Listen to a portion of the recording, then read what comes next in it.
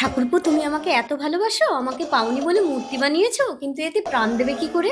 বৌদি, আমি আধা ঘন্টার জন্য এই বডিতে ঢুকে যেতে পারি, কিন্তু আধা ঘন্টা পরে এই বডি আবার আমার বডি হয়ে যাবে, দেখবে? ঠাকুরপো, আমাকে তোমার ঘরে দেখলে তোমার দাদা আমাকে মেরে ফেলবে। মা ওই দেখো, তুমি গোপালের ঘরে ঢুকে খেচে দাঁড়িয়ে আছো আর আমি ঘরে এসে একভাবে চেঁচাচ্ছি। চলো ঘরে চলো।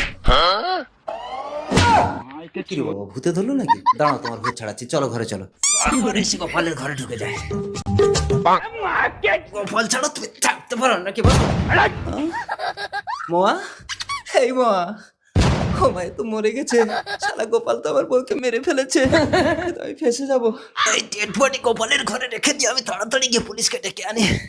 দাদা আবার আসছে, লুকাও লুকাও।